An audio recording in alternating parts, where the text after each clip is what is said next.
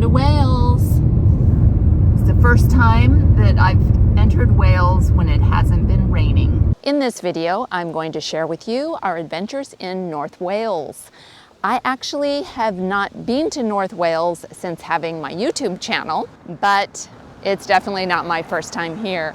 In fact, I first fell in love with Wales and Welsh castles in 1985 when I came here as a university student and visited Powis Castle and Carnarvon Castle. Very memorable trip, just loved the castles. Had to return later with my husband and sons to show my sons these castles when they were little boys. I'm excited to finally be back here again in 2024 and see some of the same castles as well as a bunch of new ones. Our first stop is Powis Castle, and this is a castle that I've never been to before. Ian was here as a child, but he hasn't been here in a long time, and I've never seen it, so I'm excited to check it out. Perched high above the Welsh countryside near Welshpool, Powis Castle is one of Wales' most remarkable historic landmarks. A place where over 700 years of history majestically stand in red gritstone, which was quarried locally. We have a peacock here to greet us, though he's not showing off his tail feathers today. Not yet, anyway. I think this peacock is pretty excited that I'm here too.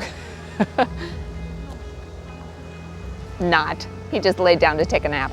Because no photography or videography is allowed inside the castle, I shall be showing you what we have filmed from the outside of the castle and the stunning gardens around it, both from on the ground and Ian's drone photography from the sky. Originally built in the 13th century by Welsh princes, the castle began as a defensive fortress during a time of fierce regional conflict. Unlike many castles in Wales, it was not constructed by English conquerors, but by native rulers protecting their land.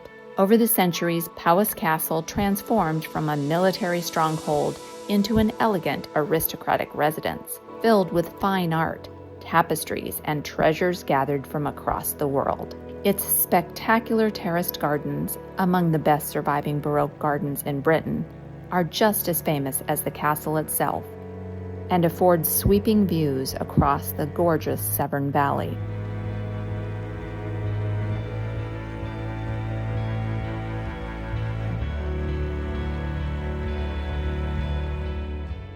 The estate includes 17th century Italian terraces lined with carefully manicured herbaceous borders, 30-foot-tall dramatically sculpted yew hedges, and a formal garden with centuries-old apple trees and rose beds. In addition, there is also a lush and expansive woodland area to explore. And beyond the gardens, there's some sheep in a field, which is something you never see in Wales. Since we got here just at lunchtime, we decided to begin our visit to Powis with lunch in the cafe.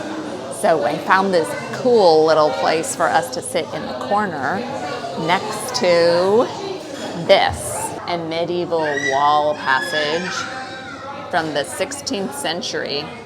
And this archway is called a Carnarvon arch, which is indicative of that period. I feel bad that I never eat sausage rolls when I'm in the UK because I just don't really like sausage, but this particular one sounds rather interesting, so I've decided to give it a go. It's pork, apple, and stuffing in a sausage roll. And then, of course, we have to get a Welsh rarebit because I love cheese. Well, the lunch was really good. I was glad to finally be able to get a proper Welsh rarebit because when we went to South Wales a couple years ago, I wasn't able to actually find rarebit. As Ian likes to say, it was rare to find rarebit. It was a little too rare to have one that was made properly with the nice thick bread and the stone ground grainy mustard and the Worcester sauce. And it also had a really good chutney with it. Caramelized red onion chutney. So the rarebit was good. The sausage roll was good for a sausage roll because it had the extra flavor of the apple and stuffing in it, and we had some brown sauce on it, so that was good. And then the flapjack with berries. Good lunch. Now let's check out the birds wandering about. In addition to the peacock, we have some peahens. And look at this mama who has her babies with her. Speaking of birds, the door handle on the entrance to the castle looks like it's a cross between a dragon and a goose. I'm entering the castle now, and all I can show you is the entryway, and then sadly I have to shut off my camera. There are nice bosses in the vault of this porch. And then I love me a big castle door with a little door inside it. Ian says these bosses are starfish, but I think they're suns. What do you think? The castle is well worth a visit, so I highly recommend it. I will tell you a few of the highlights of things I enjoyed in the castle interior. There are magnificent murals on ceilings as well as in many of the rooms. The library has the Rosary of Mary, Queen of Scots. The Long Gallery was decorated by Sir Edward Herbert in the late 1500s. It boasts stunning three-dimensional paneling, the earliest known surviving set of the 12 Caesars in Britain, and a statue of a cat from Roman times, which is 2,000 years old. The state dining room was remodeled in the early 1900s in the Gothic Revival style. It features a full-length portrait of Lady Violet Herbert, the visionary responsible for the castle garden's Edwardian landscaping when she and her husband were in residence. The biggest room in the castle is the ballroom, which contains fascinating artwork, including East Indian art and lovely tapestries. My favorite room in the castle was the state bedroom where Princess Victoria slept when she came to visit as a 13-year-old girl. Now let's leave the castle and go to explore the magnificent and vast gardens of it.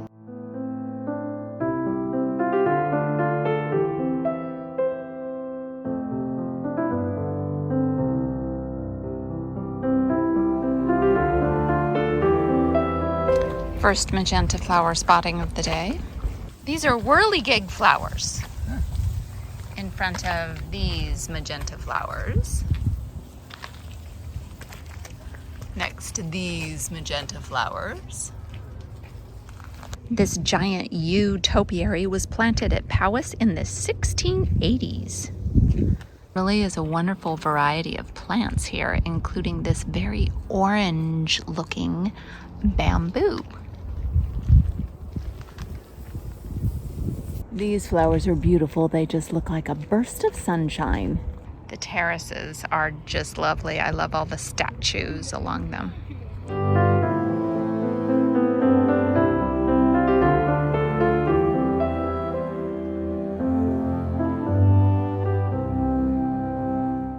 And this upper terrace has a beautiful view.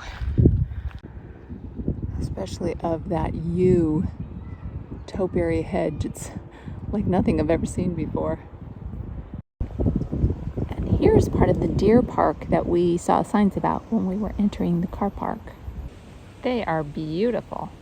My goodness, so many of them. These wisteria would be beautiful when they're in bloom.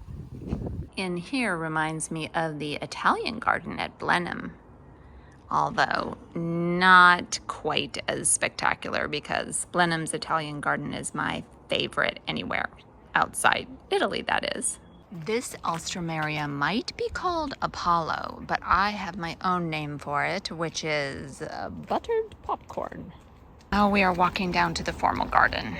Here among the poppy bed, we do have some purple poppies. Here is a beautiful apple tree, and underneath it is, I think that's lamb's ear.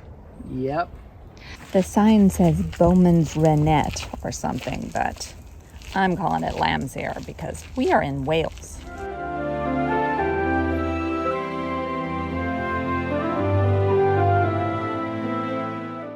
This might be the best house to live in all around. You got this beautiful flower garden at your doorstep, kitchen garden on the other side, all within the shadow of the castle.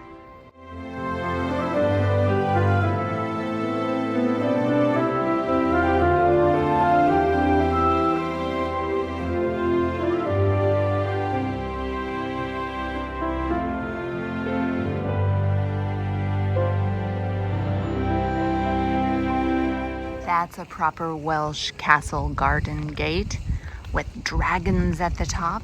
I just can't stop taking videos of the garden. Here's an apple tree in the shadow of the castle as well.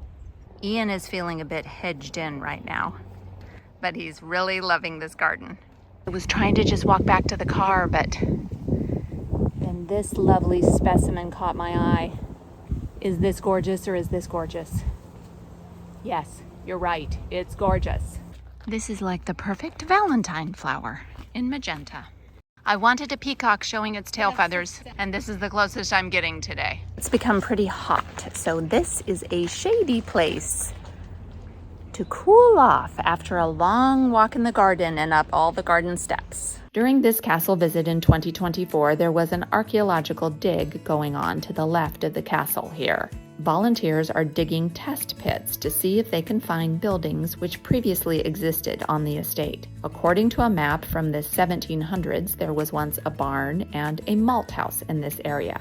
It will be interesting to see what they discover. In the car park next to the castle, there was an Aston Martin car show going on. They had an impressive collection of vehicles, both old and new, displaying a wide range of all sizes, shapes, colors, styles, and ages. This pretty blue one here is from 1965, the year between when Ian and I were born. And this lovely red car was only 2 months old. Powis Castle was worth coming to just for the gardens alone. They are truly something special. Yeah, I agree. Powis Castle is a beautifully preserved symbol of Welsh heritage, blending medieval power, noble luxury, and natural beauty into one unforgettable historic site. If you come to North Wales, we highly recommend you put Powis Castle on your itinerary, particularly if you love gardens. We hope you enjoyed joining us for this visit to Powis Castle and Gardens. Thank you so much for watching, and do something good in the world today.